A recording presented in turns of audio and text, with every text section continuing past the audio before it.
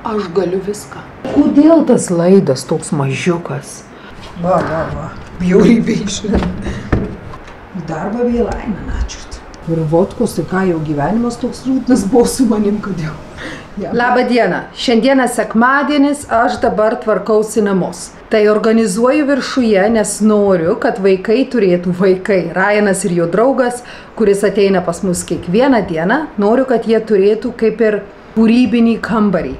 Pusė 3 dienos Ryanas ir jo draugas žaidžia lauke, o aš organizuoju namus. Viršuje yra keli baldai, kuriuos noriu perkraustyti į skirtingus kambarius. Čia yra mūsų su Ryanu miegamasis, atsiprašau, jisai atrodo taip. Net nepastebėjau, kiek daug dulkių yra. Tvarkau visada, bet matote, čia to ir nesutvarkiau. Ne, tai aš noriu šią dėžę, kuri tikrai nėra labai naudojama, matote, pernešti į kitą kambarį, o šis kambarys bus... Parodysiu vėliau. Bus labai gerai vaikams pažaisti, ne tik vaikams, bet ir man prisėsti, kažką padaryti.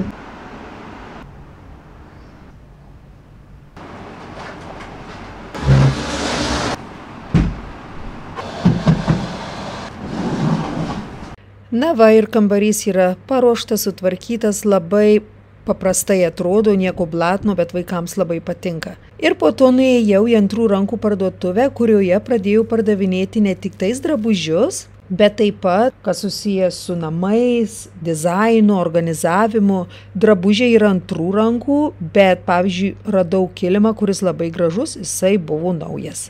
Na ir po to ėjau sportuoti. Situacija tokia, nuėjau pasportuoti tik tais 20 minučių, nors ne tik tais, bet dažniausiai taip ir sportuoju.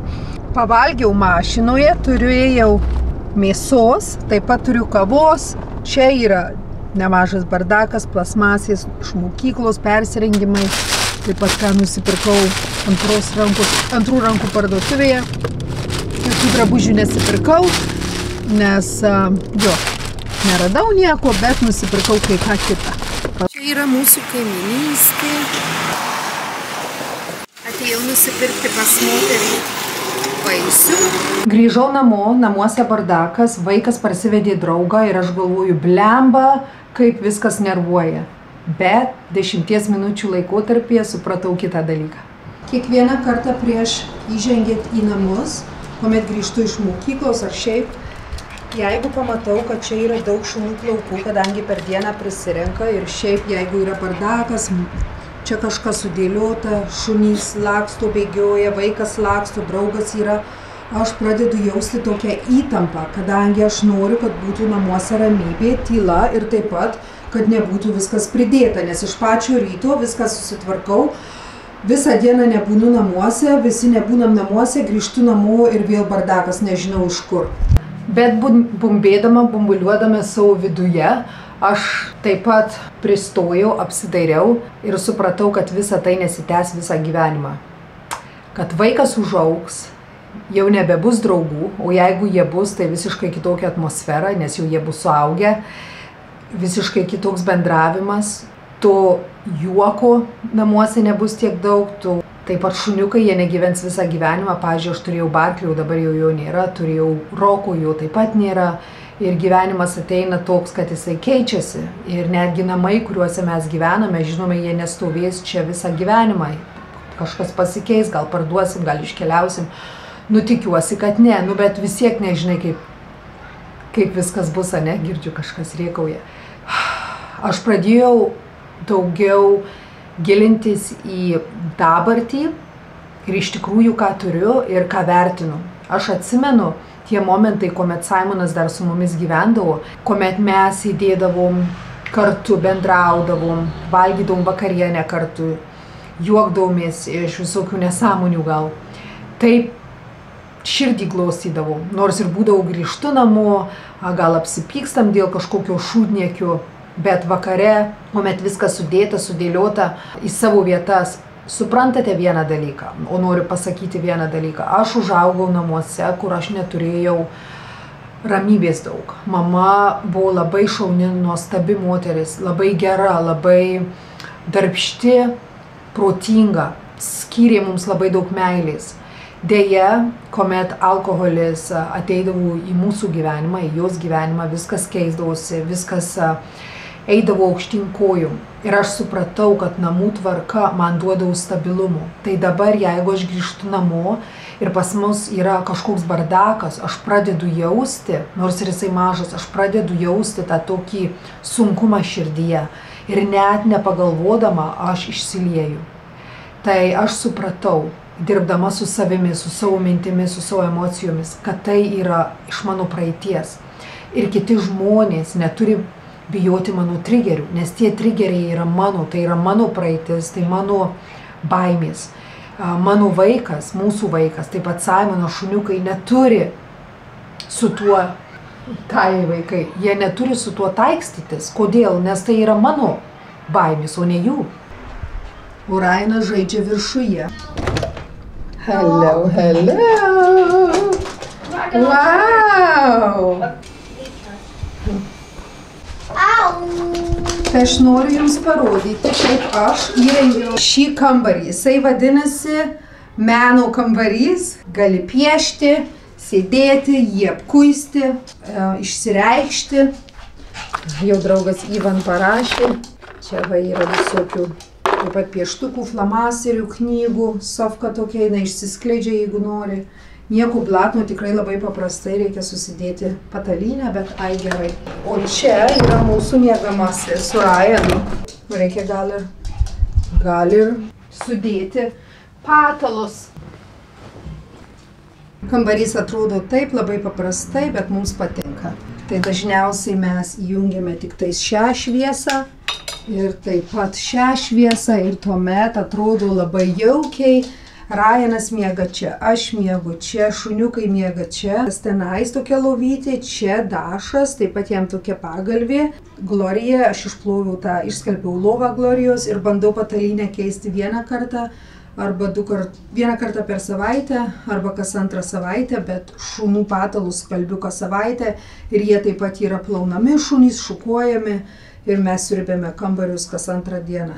Tai tikrai aš nebijau jokių plaukų ir jokių, kaip sakoma, bakterijų. Gal kai kurie sakys, kad nėra gerai, bet nieko blogo. Aš myliu šunis, jie visą gyvenimą negyvens su mumis, tai ne Dašai, negyvensi visą gyvenimą. Ir tu, Glorija, tai aš jūs labai myliu, davai einam į apačią. Dabar noriu suorganizuoti čia truputėlį. Valovą, Sofką, bet aš noriu jūs pakrauti prie. Sveika šeima, po 4:15. Ryanas mokykloje, grįžta iš mokyklos už kelių minučių, na ir tuomet važiuosime į jo draugo gimtadienį. Aš pamačiau, kad pas mus nėra elektros. Tai tikriausiai pagrindinis tenais tas. Nu, bandom, aš matau, kad... Ai! Kad nesulaužyčiau. Vai, kur yra jungimas blogas. Nu dar kartelį. 9:30 vakaro, be 15:10 iš tikrųjų. Labai vėlai grįžome namo, kadangi važiavome su Ryanu pas jo draugą į gimtadienį. Dabar vaikas, žinoma, miega, o man reikia pernešti seną šaldytuvą, aš jūs nešuosi, veduosi kartu su savimi. Kadangi šis šaldytuvas, atsiprašau, šitas, jisai yra sugadintas. Žiurkė įlėkė į namus, apgraužė šaldytuvų laidus ir išbėgo. Ir jisai nustojo veikti. Tai mes turime kitą šaldytuvą, kuris yra skirtas daugiau šunims. Bet mes jau nebenaudojame jo daugiau negu metus laiko, nes kažkaip viskas telpa į tą pagrindinį šaldytuvą. Norėjau aš tą mažesnį parduoti, galvoju, nu kam čia prisistačius, tam aš jų turiu. Ačiū Dievui, kad aš nepardaviau, nes dabar galiu viską pernešti, kol visiškai neištirpo viskas. Ir gerai, nėra jisai didelis, bet nenoriu palikti tenais. Iš pradžių galvoju, ai, paliksiu įjungiau, paliksiu tenais. Ne. Noriu nusinešti į vidų, kol susitvarkys tas kitas šaldytuvas, aš galėsiu šį viduje turėti. Šaldytuvas atrodo taip, iš išorės gal ir nieko, bet viduje bardakas ir jisai toks taip pat apdulkėjęs, aprūgęs. Tai aš dabar galvoju, kur padėti tą šaldytuvą. Aš manau, padėsiu čia. netoli rozetės. Norėjau dėti čia, matote, prie šio šaldytuvo, bet nėra rozečių. Ieškau visur, kur yra rozečių, o jų vaikeliai nėra. Kaip ir rodžiau prieš tai, jisai yra numiręs, tai kol jį sutvarkys, aš manau padėsiu tenais. Šiaip tai būtų idealiausia čia, bet kaip durnai jie viską padarė, čia matote, visiškai nėra vietos rozetėje, o rozetės nėra.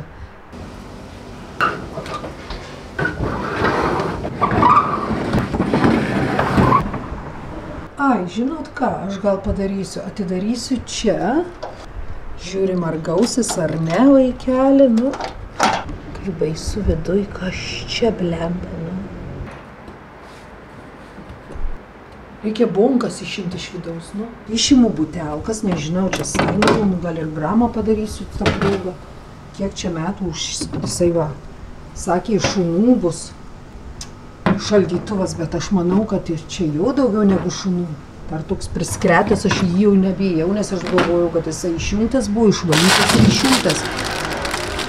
Bet vaikelį, nu ne, žiūrėkit, visko prisidėjęs ir vodkos, tai ką jau gyvenimas toks liūdnas buvo su manim, kad jau jam reikėjo. Na, ačiū. Aš galiu viską. Bet dar koks apskredęs šį šaldytuvas, koksai jisai bjaurybė, bet. Kodėl tas laidas toks mažiukas, trumpas, kodėl? Tikriausiai aš nesuprantu, reikia rasti. Ko jis, kas čia, nu, tikriausiai palindęs, ne? Davai, žiūri. Jo, va. Bjaurybė išlenda. O. Baisi merga ir šaldytuvą parsinešiau ir dar bonkų radau. Gerai dabar, pradedame. Jungt reikia, išsivalyti, persinešti. Pusė 11, nupizė rytoj jau miegot. Į darbą vėl eina načiut. Kaip jisai negražiai čia atrodo. Kaip man nepatinka, nu bet ką padarysi, ne? O gal čia statyti, sakyčiau, bus geriau tada. Eina pizdol. Ką?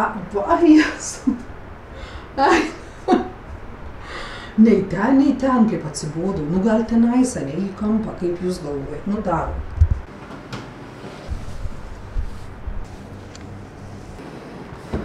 Stumiau, žiūrėjau ir vienoj vietoj ir antroj ir galų gale pastačiau čia. Ir aš manau, bus neblogai, nes ten tikrai per daug apkrauta, o čia bus toks patogus įėjimas, greitai prasivalau, sudėlioju, ką reikia. Nemanau, kad eisiu miegoti anksčiau negu 1, pusė 11 dabar, nu bet ką padarysi, ne Dašai? Dabar greitai plaunu patį šaldytuvą. Kuo plausiu? Aš turiu šį klyną, Bubble Bear.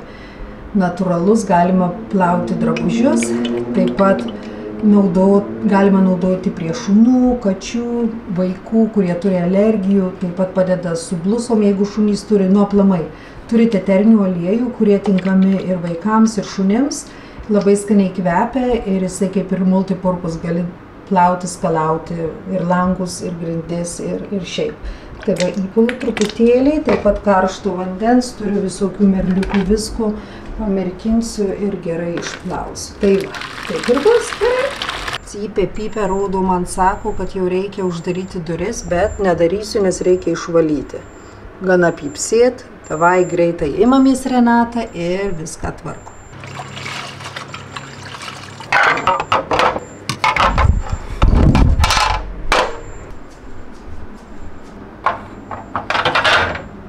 Moblų puodų, bliūdų, blemba dar neprasiplovus, tai reikia šiuos praplauti ir po to išmirkinti gerai šaldytuvą. Šitas. Wow.